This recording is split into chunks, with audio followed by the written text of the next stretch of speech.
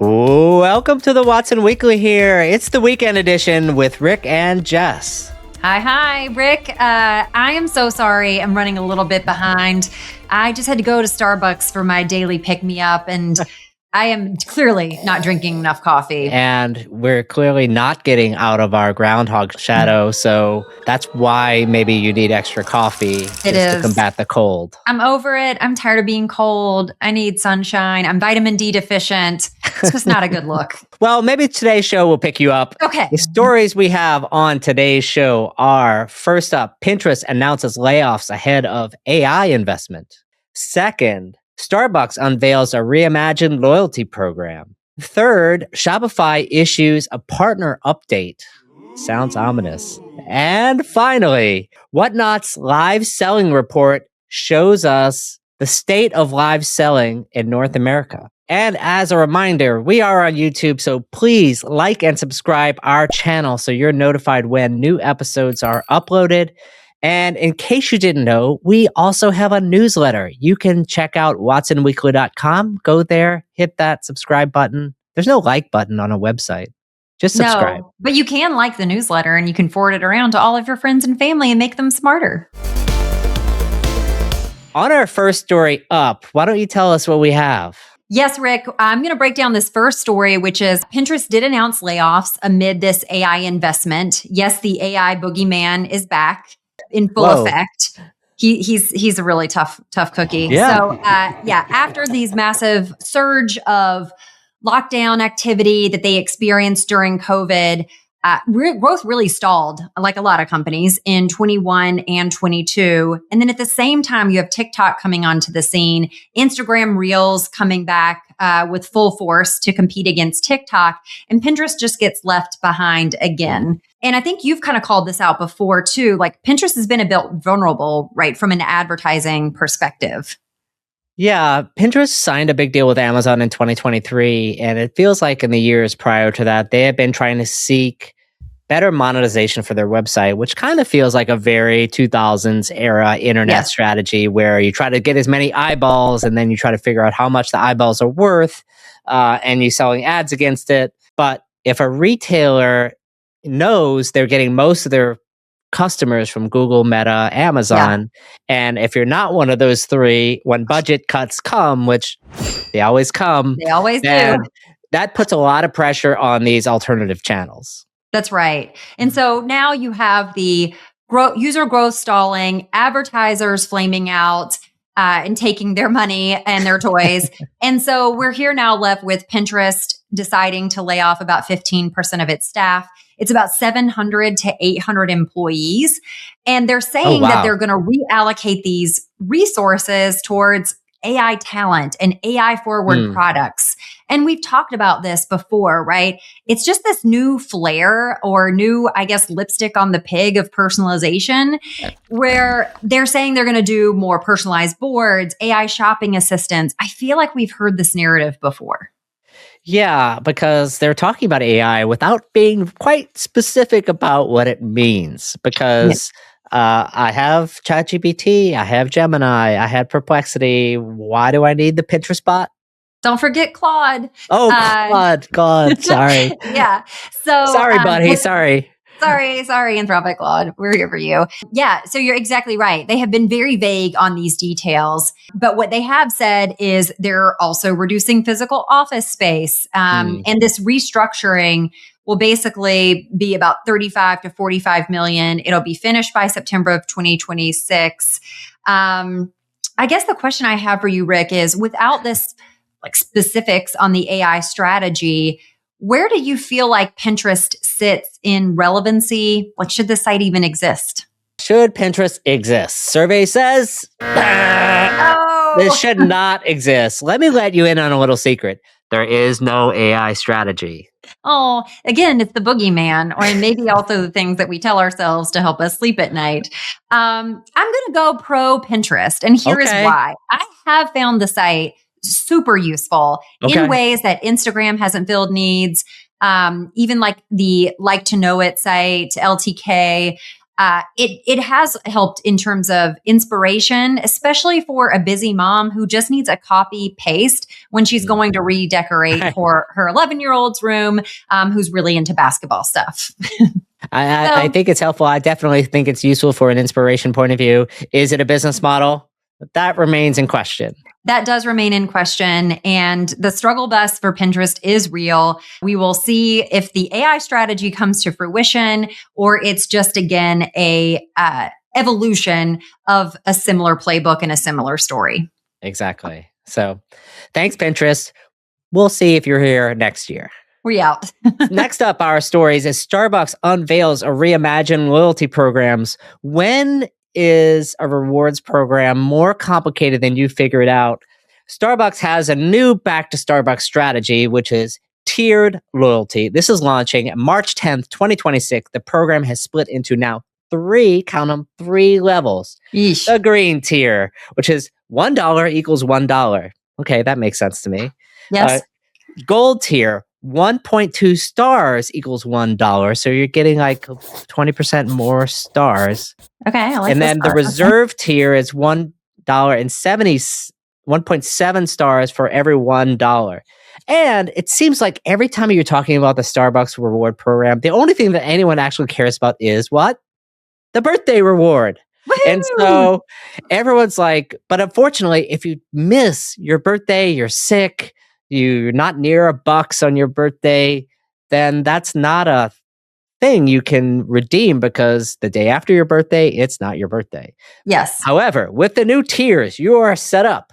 You have a 7-day window on the green tier and a full 30-day window to redeem your full birthday drink on the reserve team. Yours for the low price of only $2,500 to enter that tier. That's a lot of coffee, people.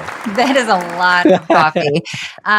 It also sounds like points are not expiring for Gold and Reserve members. There's also some gamification. I don't know. All of this makes my head hurt, Rick. I just want to go get a cup of coffee and exit stage right. Like, do I need all of this just to have a drink at this place? Yeah, I mean, it seems like CEO Brian Niccol is convinced that he needs to make things more complicated. I mean, you like you are a big fan of the Sharpie. Apparently, the Sharpie has not saved the thing. Mandated eye contact. I'm not sure it's bringing people back into there. There's a 4-minute service goal. There's even new limits placed on free rewards. You can't have as many free rewards. So there's a $10 cap on a 200-star drink. And so that kind of effectively ends the era of really free customizations of your startup. So the calculation seems to have gotten more things. The most crazy thing I've seen this for gold high-end rewards. I mean, if you're a top-tier reserve member, you can get chances to win all expense paid trips to Milan, Tokyo, or Costa Rica. Why these 3 places, Jess? Is this where your coffee is made so you can actually see how they burn the beans in real life?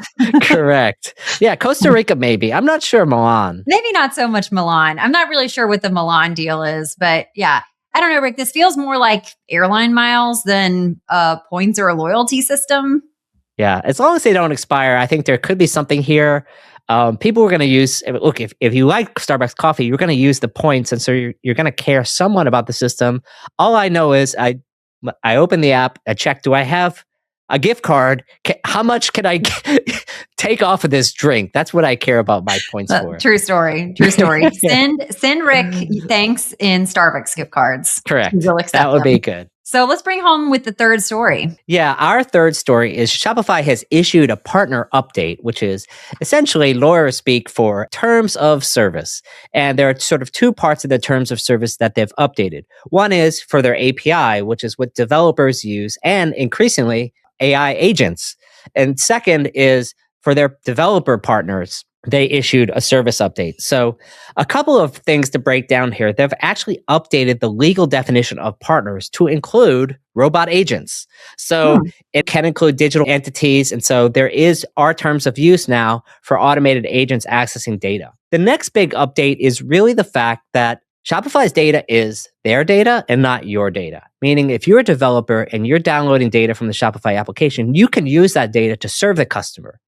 What you can't do is use that data to train and build your own AI model, which is ironic because that's exactly what Shopify just did on their own for Sidekick. Yes. Do as I say, not as I do.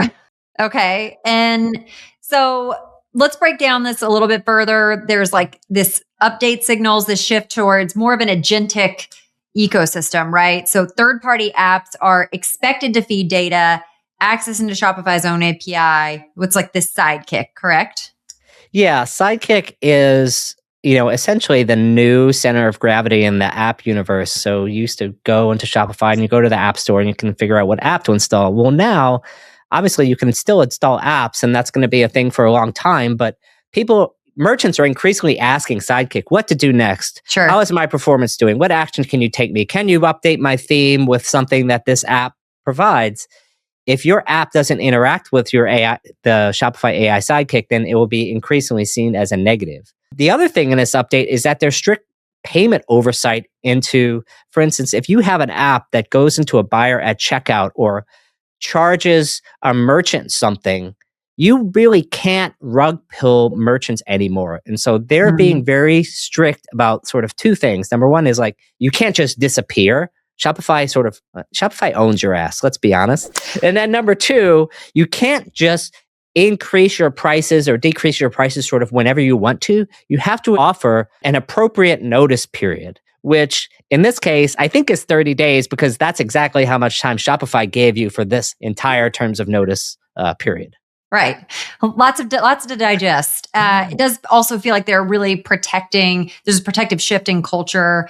It's not just move fast and break things, but regulating this environment to protect Shopify's AI future and the merchant security, right? Yeah, exactly. It's making sure that Shopify's data is not abused by third-party agents or developers and that rogue apps can't really screw over merchants.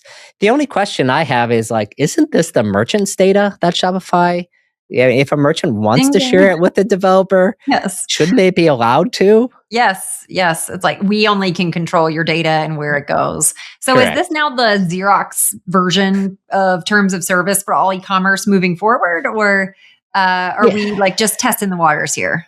Yeah, I do think, look, Shopify is out front on some of these things, and they have a pretty well-developed app ecosystem. And the fact that they're out front in agents and have all these merchants and buyers means that what Shopify does is really a model for the rest of apps around the world. And so lawyers at other companies, particularly software as a service providers, ISVs, AI companies, of which there are a billion of those now, we saw at NRF, all of those will be like copy, paste. Thank you. I like that. Just as a reminder, this podcast is brought to you by Miracle. You actually don't need another tool. What you need is a growth partner. The Miracle platform is powering the next era of retail and for brands that are ready to move, powered by AI and built for what's next. Thanks so much to our partners at Miracle for sponsoring the show. That's right. Thank you, Miracle. All right, Rick, well, we're going to dive into our main story of today, which is Whatnot's live selling report. And we're really unpacking how traditional e-commerce and the way that we've thought about buying and selling online is dying. We've treated online shopping like a library. It's quiet, static, solitary. You walk in, search the stacks for that beautiful piece of thing that you're looking for, which are the categories. You find your book, which is the product, and you exit and leave. We wanted to unpack before we get into the details of Whatnot's report, which is this live shopping site that feels like it's burst onto the scene in a new way. What's the history of live shopping? And live shopping in the US traces its roots back to the era of your favorites. I know that's what you do late at night, Rick. I spend a lot of time on HSN. You still burn HSN and QVC like you're doom scrolling on Instagram. But those started in the 80s, and you had these charismatic hosts selling jewelry and kitchen gadgets. If you remember the movie Joy, you had the mop, right? I love that movie. Great movie. Bradley underrated Cooper's in movie. It. Yeah, I recommend people seeing it. She also launched and spearheaded all of these other inventions that would just kind of improve your life. But the modern digital iteration really hasn't taken flight until 2010, where you had the massive success of Taobao in China, and you had Amazon Live that launched in 2019. but they haven't necessarily caught fire, if you would agree. Like it's not been something that's really been... There've been a lot of hits and misses. That definitely Facebook, Instagram has been probably one of the most popular ones. eBay has done live selling. Things seem to be picking up now, and there's a new player that's been coming up the last couple of years, which has taken a lot of market share, called Whatnot. Why don't you tell us some more about their history and their growth in the last few years? Yeah, I mean, Whatnot is really impressive because, they come onto the scene, and if you haven't been to the site, it's very Gen Z look and feel. It's almost like this cross between like TikTok and Instagram. You have these sellers who feel like they're just kind of everyday people. It's not your charismatic host. Some of them are, but they're like in their garages or they're at their homes. There's not these high production. And they have sports trading cards and collectibles really as kind of their primary categories. Cough, eBay things you should own, to grow to 8 billion in GMV. And it's pretty impressive because 88% of sellers are now on this platform reporting higher live sales than any other static marketplace or D2C site. eBay again. Right. Yeah, they have reported, obviously, look, if you're in direct to consumer, your cost to acquire a customer is really high. And once you acquire that customer, you don't want to lose them. Whatnot has some interesting stat that's 80% of customers that are on the site actually come back month over month. And so live selling is not just sort of a drop one time and go away. It's sort of a live feedback loop. You present something, people are commenting, and that becomes your CRM. So you know who your customers are, especially ones that keep coming back. So it's like this interactive QVC situation. Your marketing channel. How are people engaging with you? What are they looking at? What are they clicking on? What are they responding to from view through and sell through? And then finally, it's your storefront. As you're speaking, you're making sales. So you're not trying to buy customers. You have kind of a captive audience that you're selling through once you develop a personality there. That's right. And what's really smart that they're doing is there are these free drops that you can have access to. And so it gets people to want to come in and, marketplaces have used this in the past. Other sites have used this. There's been a daily deal strategy or some kind of promotional strategy to get people to come back every day. But literally, this is free product that people are putting in your hands. And so there's this gamification aspect of people wanting to participate, come back, see, some of their favorite sellers, or just kind of see if they can get the grab bag and win some of the free auctions. And so it does create that repeat visit.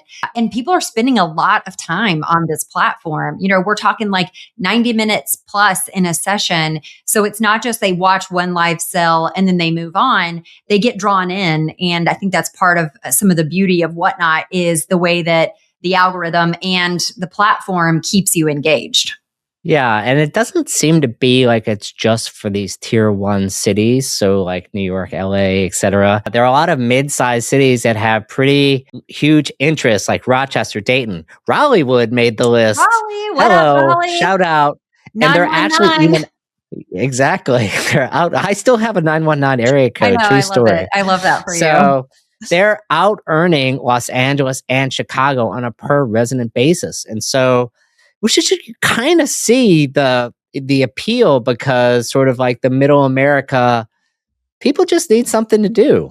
Yeah, absolutely. And look, cards are a big business, Rick, as you know. It's not just a simple category. I'm still looking for that Mickey Mantle, which would be my one-way ticket out of here. But yeah, like it's a big business. And you think about collectibles really being their heritage, but there's also a lifestyle category that's exploding. So beauty has had 791% growth, electronics 444% growth.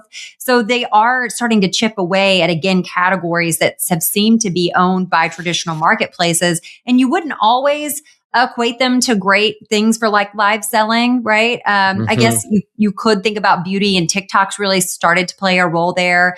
But electronics, like what am I demoing? A TV and my printer and this cool sound bar. But yeah, it's working for some. And it feels like it's not just kind of, like I said, the collectibles piece, but even some of the replenishment and high ticket items that you need to demo. Yeah, what strikes me is that this channel has to be a channel where freshness of the inventory is valued, meaning Right. like who is going to come back for seeing the same thing over and over day after day. And so your offer needs to be updated. You're like, oh, I have a new thing coming. It's not necessarily a drop, but a new version or a new demo, or talking to people about what's coming in the future and relaying information. You're creating a relationship with these people over a number of weeks and months, so that they know that you're the trusted source for this new hot brand, whether That's it's right. like hunting and fishing or electronics or beauty, or of course, cards, which we're going to talk about a little bit right now.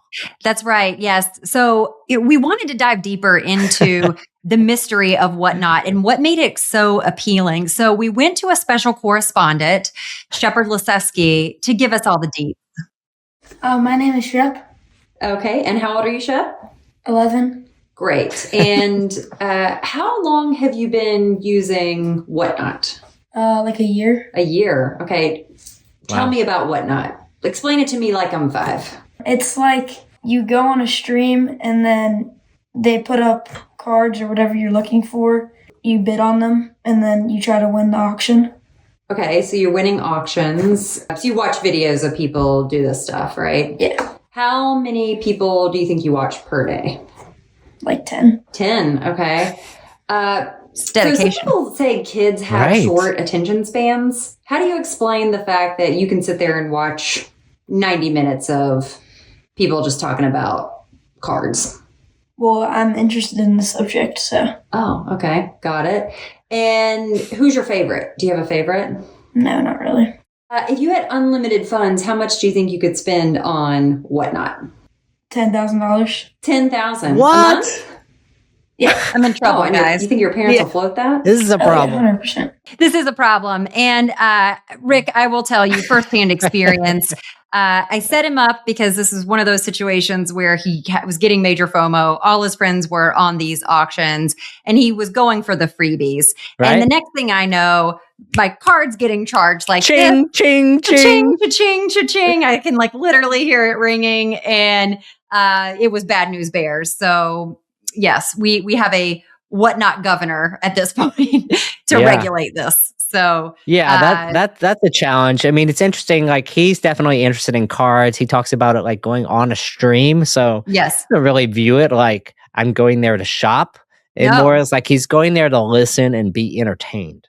that's right. And I think that is really what the magic formula is. Mm. This isn't just a shopping site, especially kids, like all the neighborhood kids get together and they talk about it and they're on FaceTime with each other as they're even like looking at some of these streams. So it's super interesting that they are looking at it as entertainment. They don't look at it as shopping, but it makes it that much easier to keep that credit card flowing. Yeah, it reminds me of like 2001 eBay, where bidding on an auction was fun. It was fun. Right. Yeah. You were like, oh, what's going to show up on my door? What did I win today? Exactly. Exactly. It's just all coming full circle. So we will continue to have Shep in the field to give us updates on what's going on with Whatnot. Right. And that really brings us to a wrap for this story. And we are excited to kind of continue to see how this site unfolds. Yes. And until next time, this has been Rick and Jess. That's right. Stay bold, stay classy, stay Moltbot free. Enjoy your weekend, everyone.